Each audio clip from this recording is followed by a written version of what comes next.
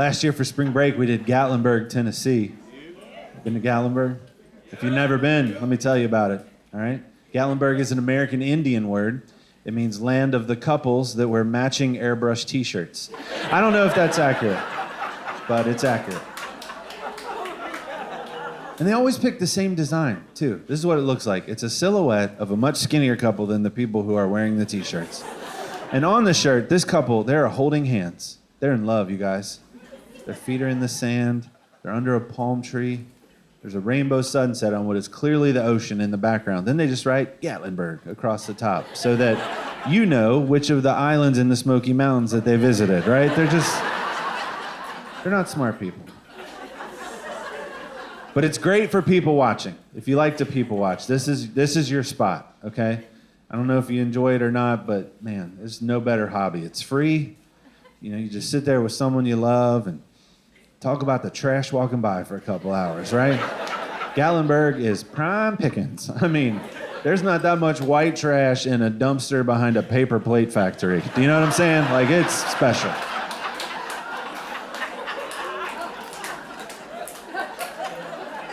I love people watching so much, I take pictures when I do it and trade them with my friends like they're baseball cards.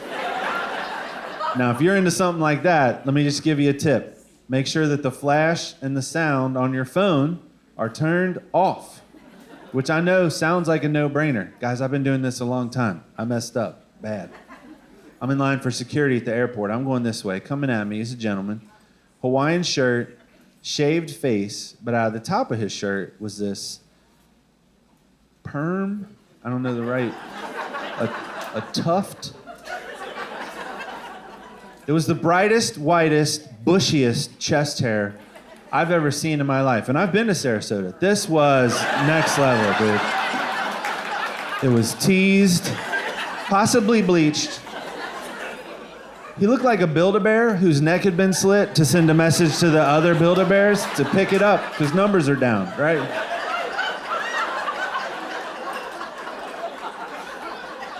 And I knew if I didn't get a picture of him, I wasn't going to be able to sleep that night. But here's the rub. I couldn't do it from this distance and this angle. No one's going to see how awesome it is. If I want some likes, I got to time it so that when he's passing by, I can get that side view, you know, the profile. So to do that, I have a face I make. It's very simple. The only thing I'm trying to convey with this face is what? I'm just checking Twitter, even though my phone's kind of pointed in your general direction.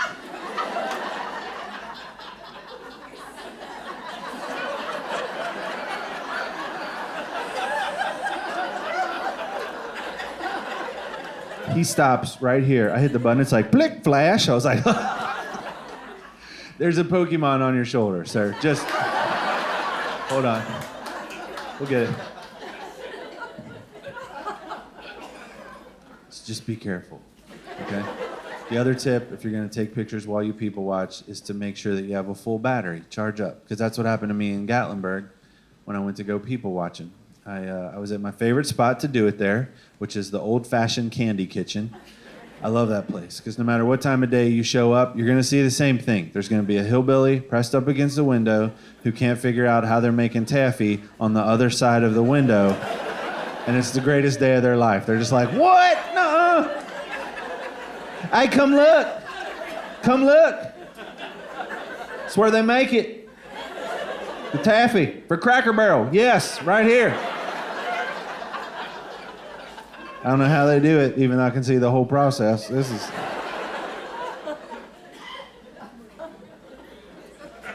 I saw her standing there a block away. The Mickey Mantle rookie card of people watching. I got so excited, I was like, I've heard about you. Oh, you are coming home with me. Easy, girl. Easy, girl. I'm not going to hurt you. Got close enough to take the picture, press the button, just a dead battery sign. What? No! I scared her. She ran back into Ripley's, believe it or not. Believe it or not. And I just sat down on the bench right there in between the Pancake Pantry and Fanny Farkle's arcade. I was so mad, you know? All this time I tracked her. I just let her get away. I wish I could pull up a picture so you could see how awesome she was, but I can't because I was careless. So I'll just describe her as best I can. She had early 1990s hair. Remember that look? Pulled back tight in a ponytail, but in the front. In today's news, that thing defied all logic and gravity. I always wondered how that was formed, you know? Because I always only ever saw the finished product, and then I showed up too early for homecoming one year. And there she was in front of the big mirror.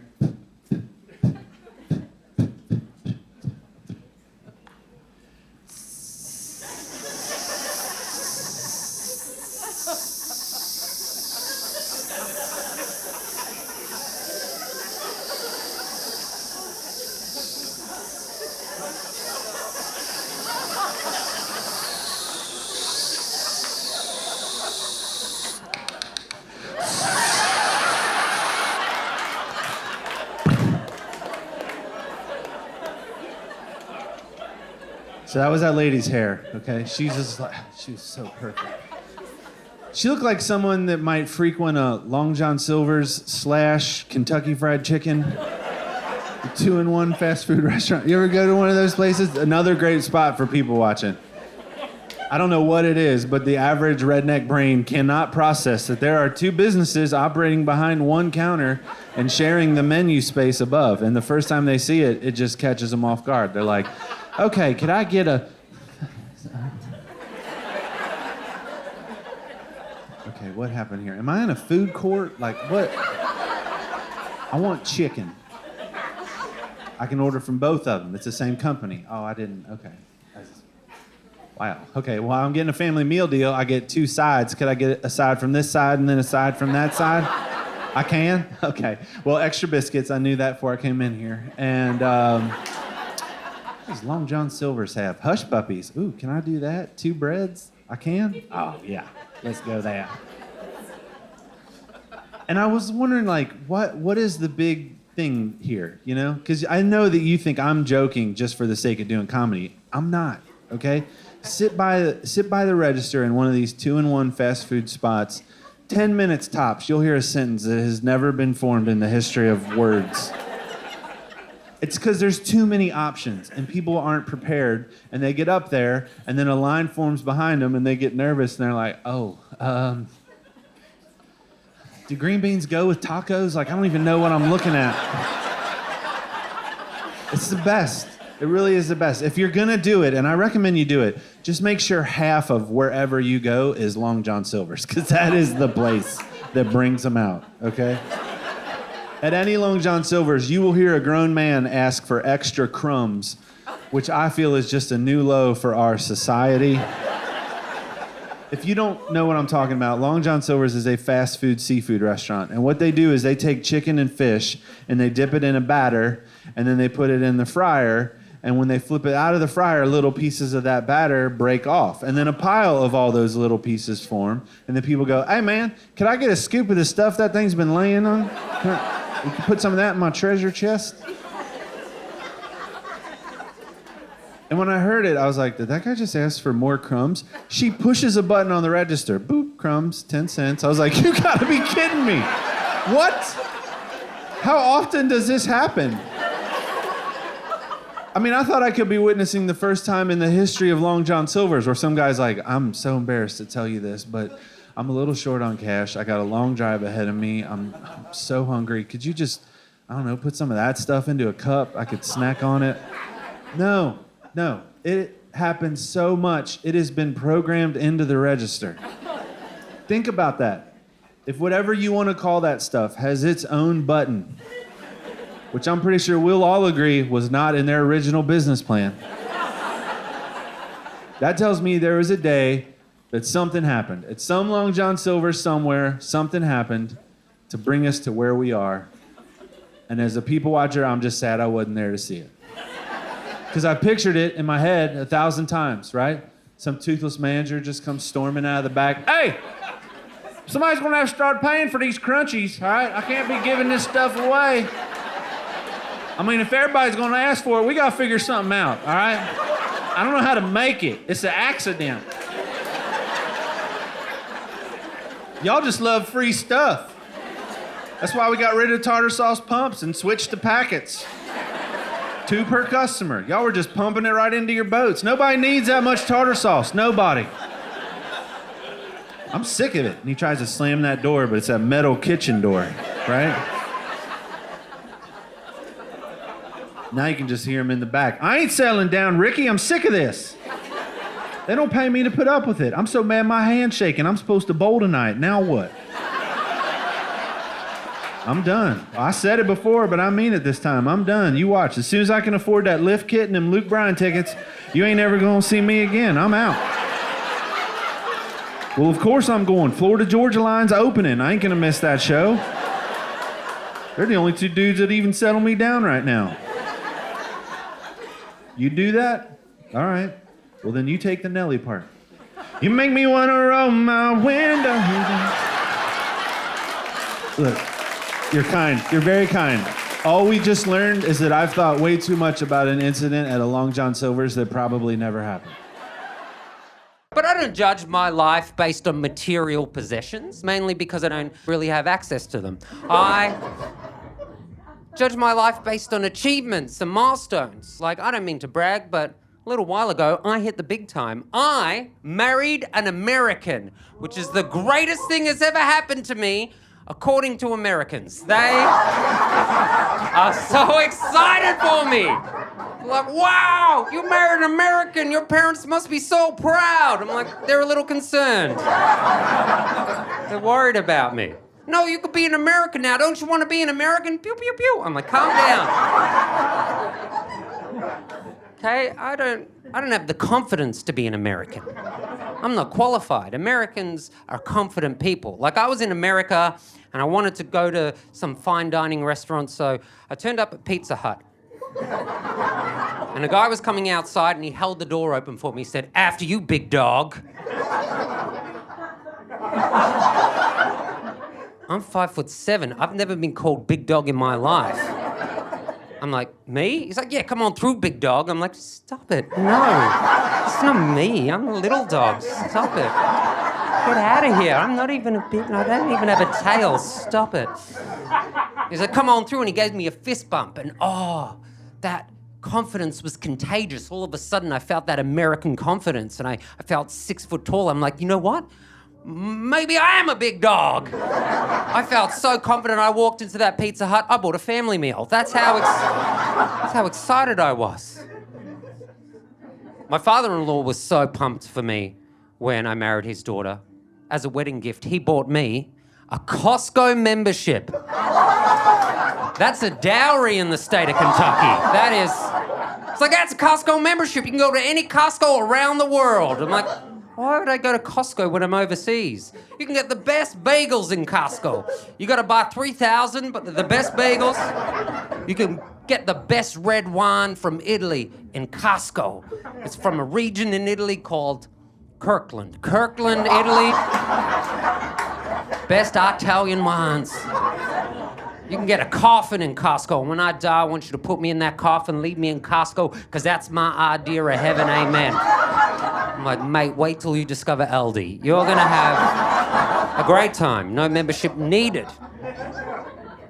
I'll just get this out of the way. I am aware of my accent as well. I don't need you guys just staring at me, being like, "Where's it come from?" Because that happens every show I do. The first 5 minutes, they won't let me be a person with thoughts. It's just a guessing game. They're like, "Is it Texas? No. Mississippi?" I'm like, "Don't be a dick. Don't be a dick." I just tell them, "Tennessee. I'm from Tennessee." Every time, I'm like, "Oh, you like a redneck?" I'm like, "Absolutely not. It's highly offensive what you just said." Then they're like, "You like a hillbilly?" I relate. But if you meet an actual hillbilly, you have made a terrible mistake. You need to get off their property. They don't like that. That's like their only rule. Get. Oh, he said get with an I. Go, go. I get it. They also want to know, too, like, especially people that never been to the South, fascinated, like, what's the South really like? What's it really like? I'm like, well, it's probably like 8 or 10 of the coolest cities, full of the coolest people, very just unique and just a meld of different human beings and cultures. It's amazing, and the rest of it is exactly what you've heard. But more intense than you can imagine. And then they're always like, well, what's the worst part of the South? I'm like, Alabama, before you finish that question. You guys know, all right. And they're always, every time though, they're always like, well, what about Mississippi? I'm like, that's not their fault. Historically, the worst education system in our country since the start. They don't know any better. In Alabama, they know better.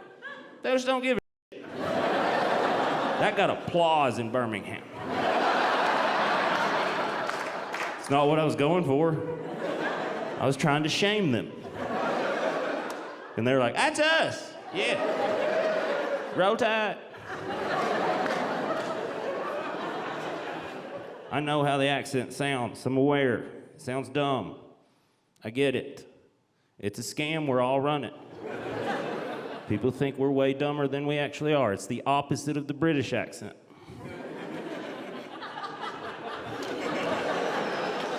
Think about it. Yeah, they sound smart, but if you listen, you're like, oh, you're dumb as hell. I get it. There's certain words I shouldn't say. Makes people uncomfortable. Like, my wife is Jewish. Just saying that, people are like, hey, easy. Careful. I'm like, what? I married a Jew. People are like, I know you can't say that. Like, you can't say that. We just had a baby. I made a Jew. People are like, I gotta get out of here. He's trying to get people fired. Don't go over there. I did. I made a Jew, you guys. You can applaud. That's cool. It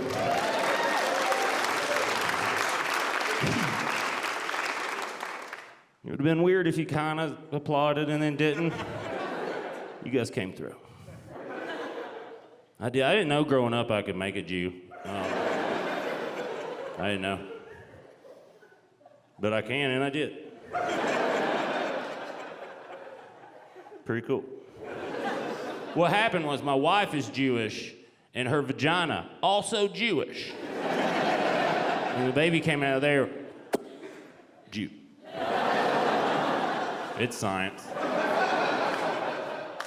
And religion, I think. I don't understand. It's confusing. I don't ask a lot of questions. But he's got blonde hair and blue eyes. I Nazi-proof that son of a bitch.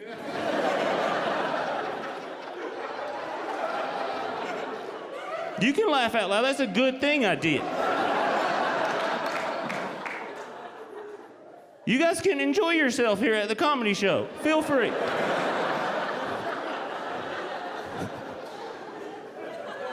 That joke 3 or 4 years ago was just historically funny, and then it got relevant again. I'm just saying, I did not see them making a comeback. I didn't. Fascinating. 3 or 4 years ago, people laughed and were like, that's funny. Now people laugh and like, that's good you did that.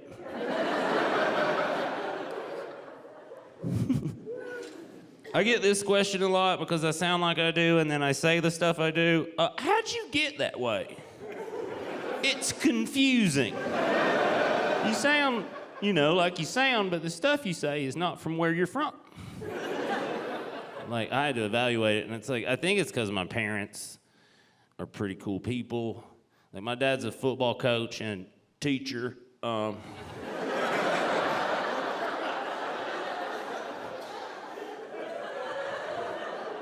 Y'all know who I'm talking about.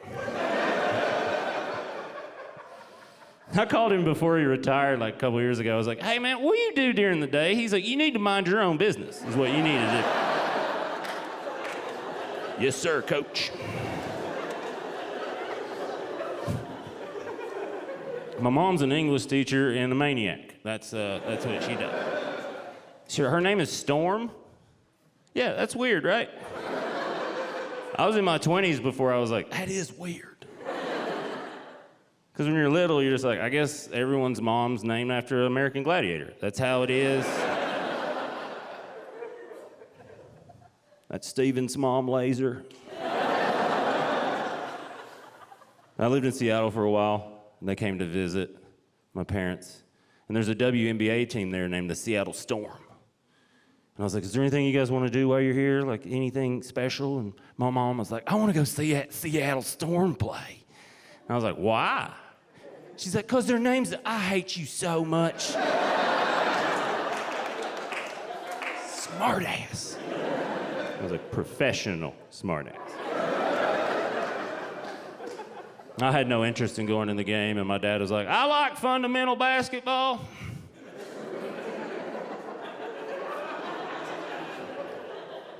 You gotta listen to him, he's kind of mean. So I got them tickets, they went to the game, they came back. My dad walked past me like nothing happened. I was like, hey Mom, what's going on? How was the game? It was great, I think I might be homophobic. What happened at the game?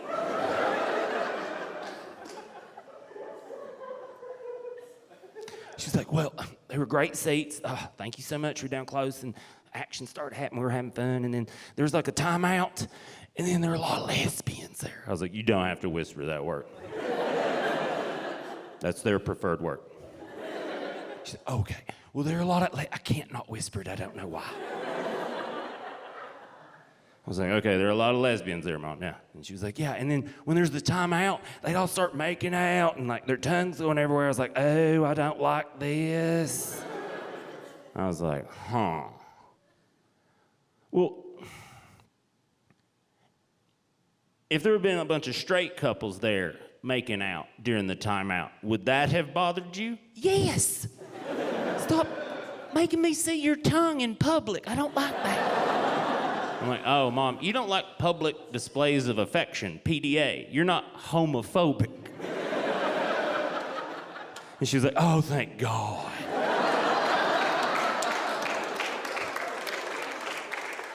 It's in there. I didn't like it, but it was in there, you know? And that was the moment where I was like, oh, this is how I am the way I am.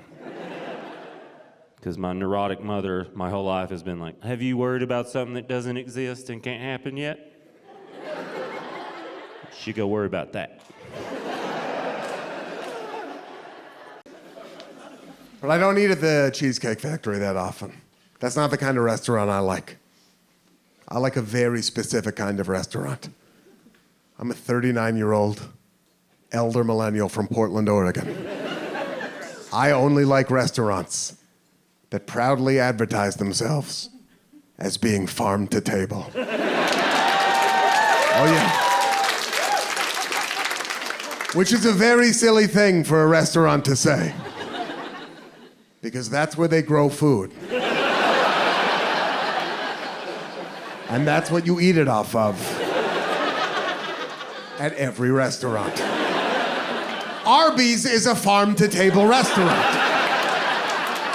It's a gross farm, and the table is bolted to the wall, but it's farm to table all the same. When I say farm to table, I mean something very specific, okay? I mean a farm that is owned by a nice lesbian couple who left finance and bought a goat. And when I say table, I mean like a door that used to be on a very old church that they've taken down and kind of fashioned into a banquet-style seating arrangement where you sit around it with 6 other couples who you don't know, you didn't come with them. And you all talk about the same 3 A24 movies all night. Yeah.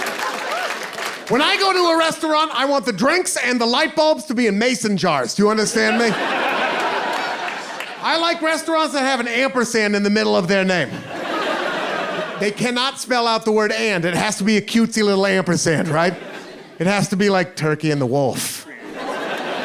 Or the Girl and the Goat. I would eat at Indiana Jones in the Kingdom of the Crystal Skull. Every time I go to a restaurant I like, the server comes over and they say the exact same thing. They say, have you dined with us before? Because we do things a little bit different. Never once has it been different. Never once has the server been, have you dined with us before? Because we do things a little bit different. Now take your shirt off and get in the kitchen. You're making me dinner. Never. I've never ordered the charcuterie board and it comes out, and so does Marina Abramovich. You know, she like sits across from you. It makes hard emotional eye contact the entire time you're eating. When I was in college, I worked at a comedy club, okay? And it was owned by this guy named Freddie DeMarco. He was 100% New York Italian, and he owned a bar in the middle of Missouri. It seemed a little witness protection type stuff, but you know, nobody asked questions. Freddie was good to me. He treated me like a son. He was a mentor to me. In my senior year of college, I went to him. I said, Fred, I think when I graduate, I want to be a stand-up comedian. He's like, hey, Craig, I don't know, man. You're a wrestler, man. You're a wrestler. You know, like comedy and wrestling, Greg, they're very different things. I'm like, yeah, Fred, I wasn't planning on wrestling the audience. Like, let me make a couple of calls, Greg. I can't promise you anything. I don't know. And then he did. He's a really cool guy. He set me up with a job in Chicago, and he was going to get me introduced in the Chicago club scene. But I told you guys, I took that job at Procter & Gamble. I chickened out, you know? And I had to tell Freddie. Like, Freddie, I took a job at Procter & Gamble. Greg, why would you do it? Man, you're going to be bored, Greg. You're going to be... I just fell asleep between the words Procter and Gamble. No, Fred, it's a good job. They're giving me a company car. Yeah, they're giving me a company car, right? That's how they trick you into being bored. You really want to sell soap the rest of your life? I'm like, I'm not selling soap. I'm actually selling peanut butter.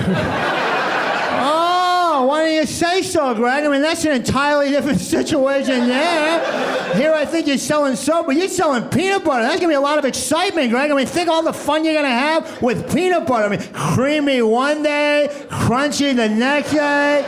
Greg, get in your company car and drive it off a cliff. At least you'll have 5 seconds of fun before you hit the ground. Here, come on. I worked there for 10 years, and I told you guys, I loved it. I told you guys I did, but I could never get comedy out of the back of my head, and one day I did a crazy thing. Like, I went into my boss's office, and I just quit. And Freddie was my first call, because I knew he was the only one that would understand. I go, Freddie, I did it. I quit P&G. I'm going full-time comedy. Craig, why would you do that? That's a good job, man. They gave you a company car. You said it was boring. I said that a long time ago, Greg. I mean, you're not a young guy now. I mean, your life's almost over. You're supposed to be bored, Greg. I mean, get a hobby. Play golf or something. You don't quit your job. I mean, comedy is a tough business, Greg. I mean, people don't need comedy, Greg. You know what they need? Peanut butter. They need peanut butter. There's a lot of stability in peanut butter, Greg. I tell you what, you know. Use your head. I mean, come on. I still talk to Freddie probably twice a month. I love him, you know. But I hear him every day in the back of my head. That's the voice. You guys have a voice when you mess something up? That's Freddie. When you regret something. I woke up the other day and I was like, I don't feel good. Yeah, of course you don't feel good, Greg. You ate an entire rotisserie chicken at 11:30 at night. You shoved the whole thing in your fat face in 6 minutes, Greg. I think you ate the rubber band that holds the legs together. I mean, come on. Greg, you get hungry, have a snack. Don't eat an entire barnyard animal. I mean, come on, Greg. Those things are made for a family of 5, not one man standing naked in the front of the refrigerator at 11:30 at night, shoving chickens into his fat face, rubbing chicken grease over God knows what. Greg, you make me sick. I hope you saved the wishbone. You could break it apart and wish you were somebody with self-respect.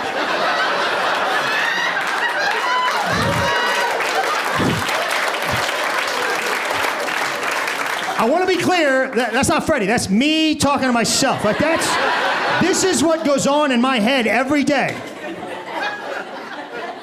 I should probably talk to somebody. I should get some help. I don't know. I could get help. I could, like, I didn't tell you guys, I have health insurance. Like, I have it, and I pay a lot. Like, it goes up every year. I didn't even do anything to those guys last year. And like, I pay a lot for health insurance, you know, and but guess what they give me?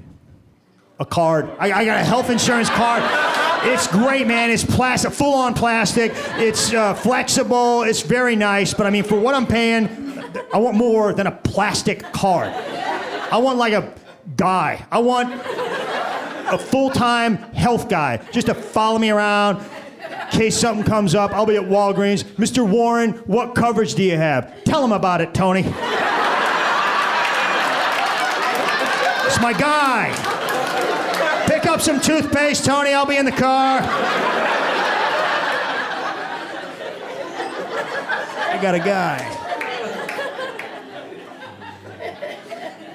Every time I call my health insurance company, the first thing they say is, "What's your group number?" Well, I didn't know I was in a group. But I'm definitely not getting a group discount. Like, what group did you put me in? I'm guessing by how much you're charging me, you put me in a group with some very unhealthy people. Like, I want to meet the group. I want to meet them. I want to go to the group meeting. I think my group is going to be me, some guy eating a mashed potato sandwich, that monkey that smokes cigarettes in the North Korean zoo, and a corpse. That's my group right there. We're not an insurable group. My health insurance company is called Cigna. You know, Cigna. Yeah. I've noticed a lot of these health insurance companies end in the letters N-A. You know, like Cigna, Aetna, Humana. That stands for, hey, is this covered? Nah.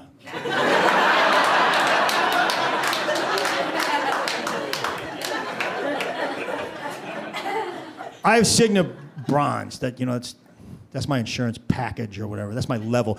And it sounds pretty good. You know, like bronze, that's third place in the Olympics. But my insurance would be third place in the Olympics if there were 3 guys in the Olympics. Like in the insurance game, bronze means the worst. Like every time I use it, I hear Freddie in the back of my head, "Hey, put that card away, man. Why don't you show him your Blockbuster video card? It's gonna be better than that. Come on, Frank. Yeah, you should have kept selling peanut butter. You might have silver."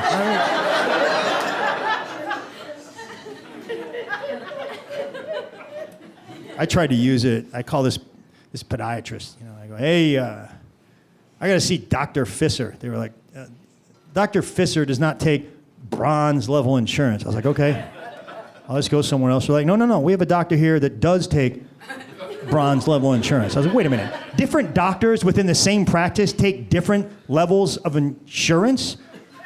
I'm betting that means they are different levels of doctors." And I'm not getting the good one, am I? My podiatrist is just going to be some guy who's like licking my feet, you know, playing this little piggy. "Hey, what are you doing, man?" "Hey, sorry, brother, you're bronze. What did you expect, a real doctor?" "I'm the custodian, man." By the way, you know, like podiatrist, that seems like that just seems weird. Like, you went to like 12 years of college and you just want to look at feet?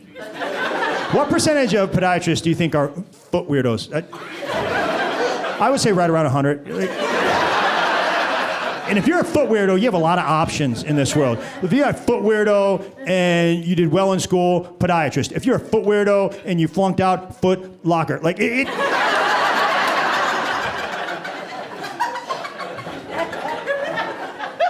talk about this stuff. I had some health stuff a while ago. It wasn't like overly serious, but it was bothering me. I had some stomach problems, okay? And I went to the doctor. It was a good doctor, and he gave me some pills, and it didn't work. And I went to like 2 more doctors. They gave me pills, gave me tests. Nothing worked. And I started getting depressed. And my friend was like, "Hey, you should go see a holistic doctor." I'm like, "Oh." Are you talking about like, woo? I'm not going to see a witch, okay? And then my stomach hurt for 6 more weeks, and I was like, "I'm going to see the witch." And I went, and like, I didn't know what to expect. I'd never been to a witch before. Right off the bat, it was different. She goes, "Call me by my first name. Call me Dr. Olivia." I was like, that does not sound official to me. Like, if I was in court and I heard for the prosecution, District Attorney Randy, I'd be like, no, this guy is not a real prosecutor. You know, But here's the thing. I'll call Dr. Olivia whatever she wants me to call her because she is a miracle worker, okay? She healed me. You want to go nicknames? What up, gut fixer? Like, I love Dr. Olivia. She changed my life. Now, I need to tell you, witches, they charge. Like, she's expensive. Like, witches charge, and I should have known, because every time I walk in this place, there's like 3 pretty girls standing behind this nice desk. Greg Warden, it is so nice to see you. Oh, this is going to cost me. Pretty girls being nice to you? That's usually very expensive. Like, I've been to the regular doctor. That is not how it works. You walk in, they slide the window open about a half an inch. Sit down, fill out the forms. If you have any questions, call your mama. You're like, oh. She doesn't sound nice or pretty. Like, she sounds like a $12 copay. I can afford this.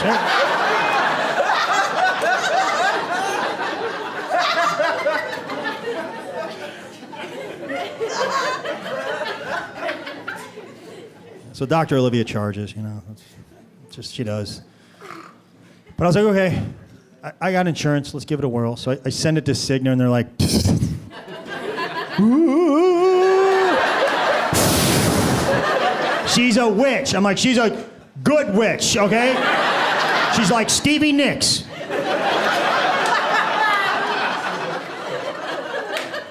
They won't pay her. They won't pay her. Now, part of the reason they won't pay her is Dr. Olivia did not go to med school. Just hear me out.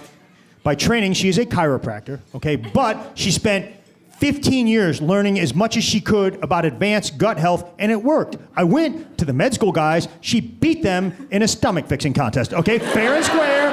I don't care if she learned it at clown college. It worked, you know? They won't pay her. They won't pay her, and it's killing me. I gotta pay her, and I gotta pay the insurance company and not use the insurance, and I'm going broke, and I think the only solution is I'm just gonna have to pay for Dr. Olivia to go to med school. It's gonna be cheaper. Like, she's not gonna wanna go. I'm like, you go, Olivia, you go. And if I'm paying, I wanna see your grades every week. Greg, you're not following your diet. Well, you got a D in ankle class, Olivia. I don't know what med school classes are like. I assume it's body parts. I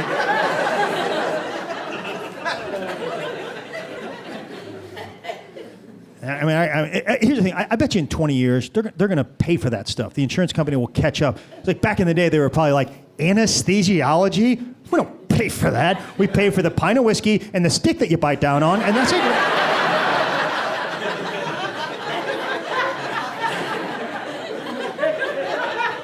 And I gotta pay for others. I gotta pay for these probiotics. You know what that is? It's like probiotics. There's a war in my stomach between good bacteria and bad bacteria, and I'm sure you've heard wars cost money. You know, like, and my good bacteria costs $100 a bottle. But here's the good news. Like, I read the bottle. Each pill on the bottle contains 360 billion colony-forming units. So per colony, very affordable. I'm getting a deal. I'm getting a deal on these colonies. I tip her. Hey, here's an extra 50. Thanks for the colony. Okay, so you guys can tell I'm a big fan of holistic medicine now. I'm a believer, but I need to warn you, okay? Be careful. Like, holistic medicine encompasses a lot of stuff. Like over here, you have Dr. Olivia, proven stomach fixer, okay? Over here, you have some idiot on YouTube. Hey, if you get a cold, don't take cold medicine. Chop up some onions, chop up some garlic, wrap it around your feet with saran wrap, put a sock over it, go to bed, wake up, no cold. That's a real video, all right? And I did it. I did. It's embarrassing for 6 months. Like, I did it probably 12 times, a lot. It was, I know, I just got carried away, and like, I travel every week, okay? You know how hard it is to cut an onion with an ink pen in a hotel room? Like, and the grocery stores close early. Like, sometimes I'm doing a show late. I gotta go buy a bag of Funyuns at the hotel gift shop, crunch them up, and I know, and I get up to go to the bathroom in the middle of the night. I got up one night. You know how hard it is to walk onions and garlic and saran wrap. I fell down. I fell down, okay? And there was a full-length mirror, and I saw myself. It was ugly. It was very pale skin, and underwear, and onions and garlic all over the place. And all I could hear was, "What are you doing, man? You're walking around with a soup starter kit on your feet." I've done a lot of dumb things in my life, but the best move I ever made was marrying this woman. Oh, yeah. I'm happy, I'm healthy, but I'm hungry. Yeah, she's got me on a probiotic diet, my wife. It sounds exotic, doesn't it? I eat raw sauerkraut, that's all it means. Because the raw sauerkraut puts the good bugs in your system. What they don't tell you is there's a German Oompa band in my lower intestine right now. And the tuba likes to solo, so... Yeah. Oh, I'm doing the best I can, but the man wants his music heard.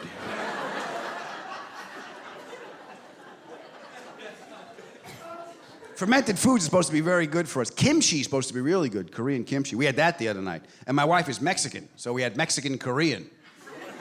There's a reason those countries are separated by an ocean.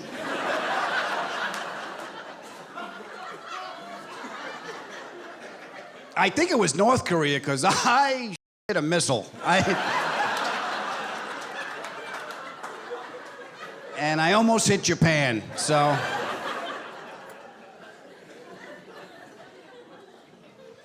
Yeah, I can't eat anything anymore. I can't. She's very health conscious, so we eat organic food, which is expensive, but at least it tastes awful. So I have that. Oh, honey, this filet of dirt is fabulous. And the plant-based potting soil dressing just brings this all together. I can't eat anything. No more peanut butter. You talk to her. I said, why, honey? Because there's mold in the shells. Baby, I don't eat the shells. So when they process it, so we tried natural peanut butter. That's nice. You open it up and there's a BP oil slick on top. You have to stir it. I'm sorry, I didn't realize I work for these people. Is that...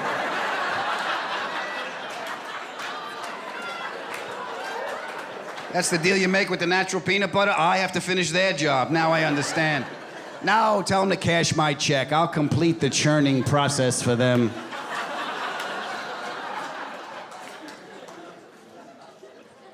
I don't understand. Skippy was always ready. Skippy was my pal. Skippy knew me better than I knew myself. I would sneak in the window late at night, trying not to wake anybody up. I hear Skippy in the cupboard like, "You're high again." yeah.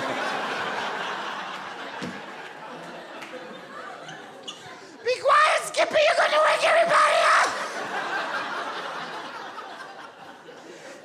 You know where I am. Oh, I got my spoon, you crunchy temptress. I'm coming for your ass, Skippy! Perfect, I was happy every time. Now I'm like a hungry Amish farmer with an impatient wife. Is the butter ready, Jebediah?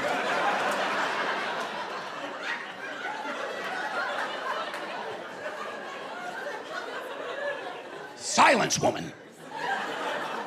I should have never married a Mennonite. Not yet.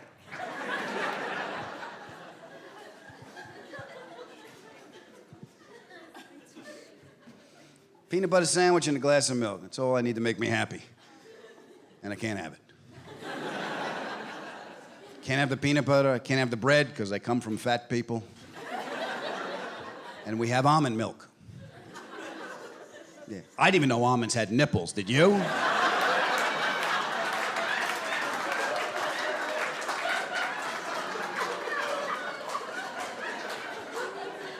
How would you like that job? Almond milker. That's patience. This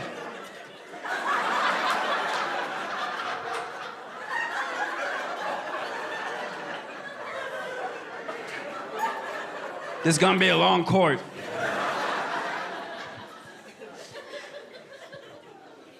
I can't eat that. I can't eat anything. Oh, you know what I can have? We eat a lot of quinoa! Quinoa! And that's the way I say it in the supermarket, just to drive her crazy. I stand in the car and I hold the box up over my head. I'm like, I found the quinoa! We feast.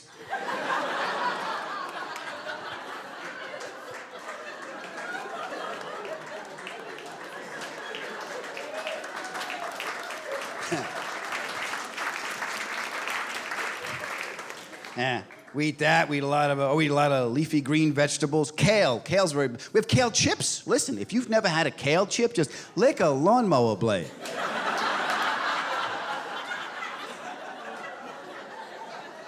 And then give the guy that owns the lawnmower $12. I tried to give one of my dog won't even eat it. She was like, and she drinks from the toilet.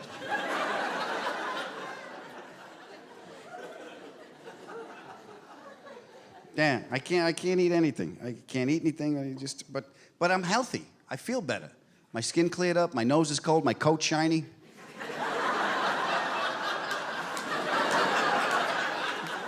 So I can't argue with her. One night I was sitting around my apartment during the pandemic. One night, I mean, more than one, but that particular night, I decided to Google weird laws in Boulder, Colorado. Well, you know, I had some time. And this is true, these are all really laws in Boulder. You cannot graze your llama on public land in Boulder, you know?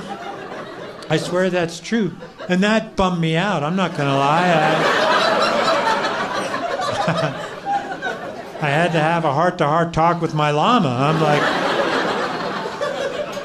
I can't afford to feed you anymore. You're not allowed to graze on public land, so you're free to go, yeah?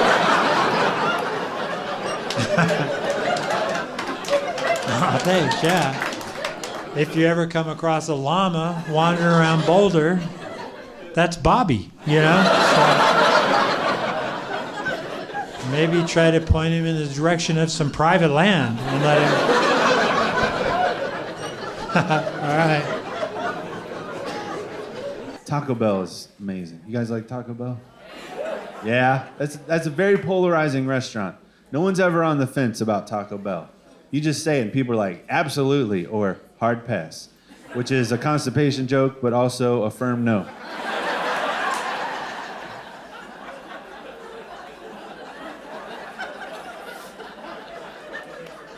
I respect Taco Bell because they know what I just said. They know if you're going to eat there, you're going to eat there. You ever seen a commercial for Taco Bell? Never makes sense. Doesn't have to. Doesn't affect the bottom line. They'll put out a product that has the exact same ingredients as 6 other products on their current menu. They just change the name or shape of it and try to make you feel dumb when you call them out on it. They're like, you've never had this. This is seasoned steak, lettuce, cheese, tomatoes, and sour cream encased in a flour tortilla. How does that sound? I mean, it sounds like a steak burrito. Well, it's not. One more time for the new guy. All right, steak burrito. See it right here? It's rolled up. Big deal. This, guys, what we did here is we fold in the sides and we press it with a t-shirt iron. What is so hard to understand about the technology we've invested to make crunch wraps? That's it. They make up food names. Like, those things don't exist. There's no such thing as a crunch wrap. Their dessert menu's a joke. They just take other desserts you've heard of and change it a little bit. They're like, we're the only ones that have Cinnabon bites. Isn't that just a cut up Cinnabon? I mean, yeah, but we cut it up for you, okay? You could say gracias. My bad. Is there like a cool container you're gonna serve them to me in? No, man, it's just a drink cup. But we gave it a Slurpee lid so you could cut your fingers trying to get the ones off the bottom. So, de nada. I remember several years ago, the Hostess company went bankrupt, and then a month later, an unknown entity saved them from bankruptcy. I thought for sure it was Taco Bell. I was waiting on that commercial forever, right? It's the Twinkie burrito. We have stuffed a Twinkie full of taco meat. Some people are like, ooh. Potheads are like, absolutely. Sir, would you like Twinkie cream or sour cream? I don't care if it's coffee cream. I would just like my Twinkie burrito, some fire sauce, 2 Ho-Ho Lupas, and a Mountain Dew. I would like the Baja. I sold other stuff besides Jif. I sold Duncan Hines cake mixes. Yeah. Nobody's impressed. We had the #1 cake mix, okay? We had the #1 brand of cake mix. Yeah. We had the #3 frosting, and that was embarrassing. And we did some market research, and we found out people were baking Duncan Hines cake mixes and frosting them with Betty Crocker frosting, which it's not funny, sir.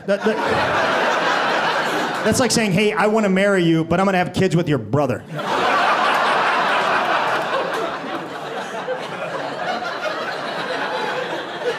The other frosting was Pillsbury. I hate them. Like the Doughboy. Like their frosting was called Funfetti. Funfetti. You know, like Funfetti's a fraud. Basically, they had like 70 items, 68 were the same thing. You know, like it was all vanilla frosting with candy in it. Vanilla frosting with candy hearts. Vanilla frosting with candy guitars. Vanilla frosting with candy mermaids. You don't need all of those. Well, my daughter likes a variety. Well, your daughter needs to grow up. Like when I was a kid, we had variety. On your birthday, cake. On the other days, no cake.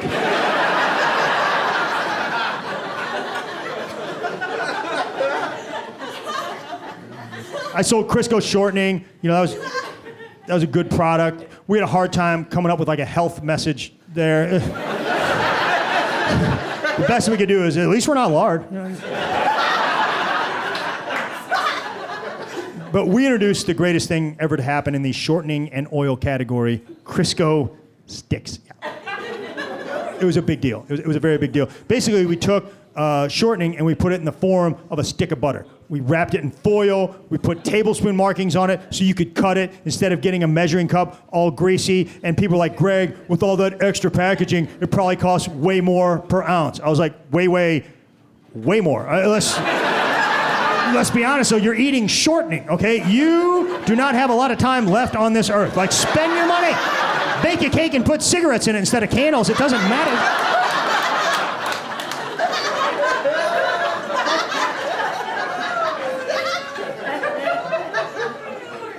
I sold orange juice. We had the Citrus Hill brand. Most of you guys probably don't remember it. We weren't there long, but everything that you guys enjoy in orange juice today, we came up with. Back in the day, there was a cardboard carton of orange juice, and to pour it, you had to unfold the top, and it got all soggy and gross, you know, and then somebody put a screw-off spout on the side. You're welcome. Are we like?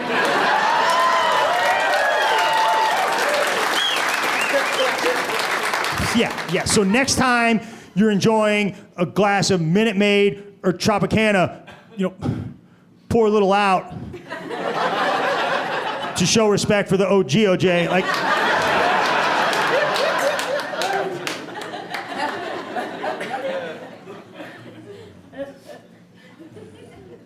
but my passion was peanut butter. You know. It's important to me. You know. What kind of peanut butter you eat, ma'am? Jif. Yeah, I could tell. You have beautiful skin. I can see these things. Yeah. What about you, sir? Jif, yeah. You're not just saying that, right? You, sir? What do you eat? You don't eat peanut butter? Okay, you can go. We don't need you here, sir. You just don't like it? Yeah. About you, sir? Jif? Yeah. Anybody eat Skippy? You can tell me. You eat Skippy, ma'am? You eat Skippy. Stop. Hey, you don't. You eat Skippy? And you like the taste of it? Ma'am, you have COVID. It affects your taste buds, ma'am. You have the Skippy variant, and you better get that checked out, ma'am.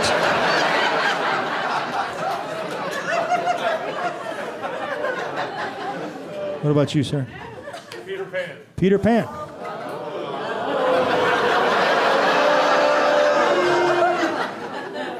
I don't like you, sir. I respect your confidence. You know? Well, at least you eat peanut butter.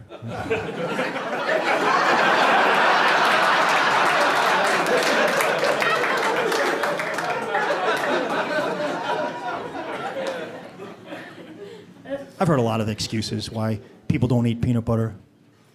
My son has a peanut allergy. We don't keep it in the house. Well, we did a lot of research at Procter & Gamble, and we found out that your son is a faker.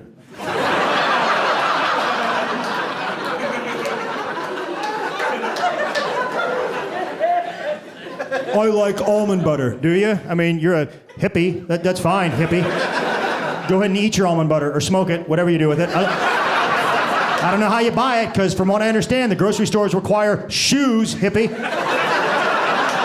You didn't buy it, did you? You got it from one of your hippie friends at a Fish concert. They pulled it out of their hobo bag. It was in a bottle that used to have patchouli in it. You know, probably traded it to him from some skirt that you made out of lawn clippings, hippie. Fine, hippie's got to eat, you know, but... I've heard this, I prefer Nutella. You're eating a chocolate sandwich, okay? Just put a Hershey bar in between two pieces of bread. You can prefer it, but don't you dare call it lunch, okay? By the way, check your blood sugar. You're about 2 of those sandwiches away from a permanent ride on the Type 2 peanut goo choo-choo.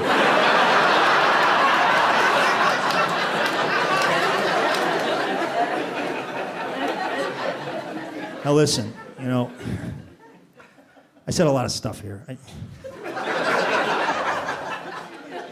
I said some bad stuff about Peter Pan, you know. I said some bad stuff about Skippy, you know, and I meant it. I hate him, you know. I hate him, but I respect him on some level.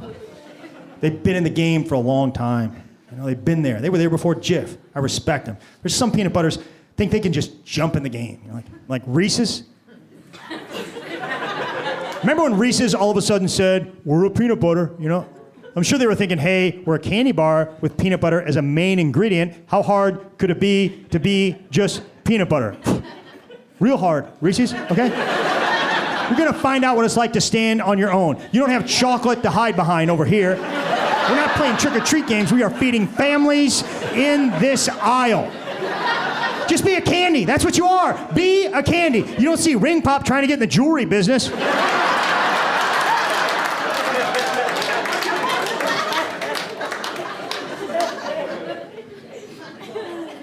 I love Jif, you know. I love peanut butter. There's only one product that I cared about almost as much, and that's Pringles. Pringles is a great product. We introduced it in 1968. It came out strong, and then the government got involved. They said, hey, you're not made of 100% potatoes. You're made up of corn and soy and wheat and potatoes. You can't call yourself potato chips. You have to call yourself potato crisps. And people are like, yeah, we still like them. You know, and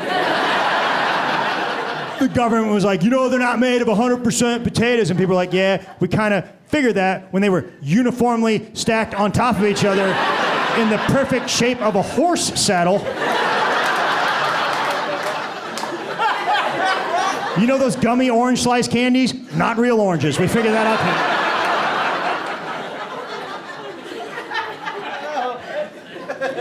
Pringles are great for a couple of reasons. Number one, we protect our product. You ever go on a picnic with a bag of chips? One banana rubs up against it, you got potato dust. At Pringles, we built a cardboard fortress around our chips. Number two, efficient use of space. I'll say it again, efficient use of space. You ever open a can of Pringles? Wall to wall, floor to ceiling, chip, chip, chip, chip, chip. You ever open a bag of Lay's? Air! You just bought air! That stuff does not belong in the snack aisle. It belongs in the balloon aisle because that's what you bought. A blown up balloon with 4 chips in the bottom of it. You got ripped off. They should put a scissor picture on that bag. I love everything that the Democrats do. I don't. I have notes. I went to the Cheesecake Factory recently. And I sat down for a meal at the Cheesecake Factory. I don't go often, and when I go, I like to enjoy myself. And I opened the menu, and there were calorie counts on the menu at the Cheesecake Factory. And that's a bigger jump scare than anything I've ever seen in any movie. And I know the Republicans didn't do that.